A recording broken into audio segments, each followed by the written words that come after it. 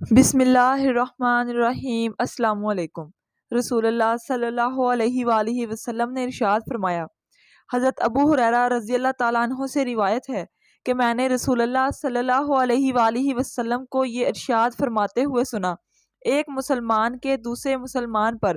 5 حق ہیں: سلام کا جواب دینا، بیمار کی عیادت کرنا، جنازے کے ساتھ جانا، دعوت قبول کرنا اور چھینکنے والے کے جواب میں یرحمک اللہ کہنا۔ حضرت عبداللہ بن عمر رضی اللہ تعالیٰ عنہ فرماتے ہیں کہ میں نے رسول اللہ صلی اللہ علیہ وآلہ وسلم کو یہ ارشاد فرماتے ہوئے سنا، میں ایک مرتبہ سو رہا تھا کہ اسی حالت میں مجھے دودھ کا پیالہ پیش کیا گیا، میں نے اس سے اتنا پیا کہ میں اپنے ناخنوں تک سے سرابی کے اثار نکلتے ہوئے محسوس کر رہا تھا، پھر میں نے اپنا بچا ہوا دودھ عمر کو دیا۔ صحابہ رضی اللہ تعالیٰ عنہ نے دریافت کیا کہ آپ نے اس کی کیا تعبیر کی؟ ارشاد فرمایا، علم، یعنی عمر رضی اللہ تعالیٰ عنہ کو رسول اللہ صلی اللہ علیہ وآلہ وسلم کے علوم میں سے بھرپور حصہ ملے گا۔ حضرت جابر بن عبداللہ رضی اللہ تعالیٰ عنہ فرماتے ہیں کہ میں نے رسول اللہ صلی اللہ علیہ وآلہ وسلم کو یہ ارشاد فرماتے ہوئے سنا، تمام اذکار میں سب سے افضل ذکر لا الہ الا اللہ ہے، اور تمام دعاؤں میں سب سے افضل دعا الحمدللہ ہے۔ حضرت عباس بن عبد المطلب رضی اللہ تعالیٰ عنہ سے روایت ہے کہ انہوں نے رسول اللہ صلی اللہ علیہ وآلہ وسلم کو یہ ارشاد فرماتے ہوئے سنا، ایمان کا مزہ اس نے چکھا جو اللہ تعالیٰ کو رب، اسلام کو دین اور محمد صلی اللہ علیہ وآلہ وسلم کو رسول ماننے پر راضی ہو جائے۔ حضرت عبداللہ بن عمر رضی اللہ تعالیٰ عنہ سے روایت ہے کہ ایک شخص نے رسول اللہ صلی اللہ علیہ وآلہ وسلم سے دریافت کیا، اسلام میں سب سے بہتر عمل کون سا ہے؟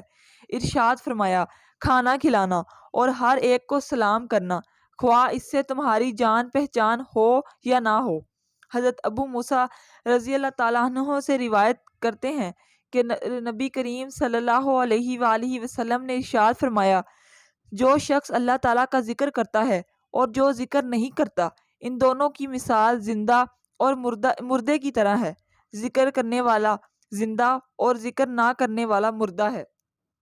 ایک روایت میں یہ بھی ہے کہ اس گھر کی مثال جس میں اللہ تعالیٰ کا ذکر کیا جاتا ہو زندہ شخص کی طرح ہے، یعنی وہ آباد ہے، اور جس میں اللہ تعالیٰ کا ذکر نہ ہوتا ہو وہ مردہ شخص کی طرح ہے، یعنی ویران ہے۔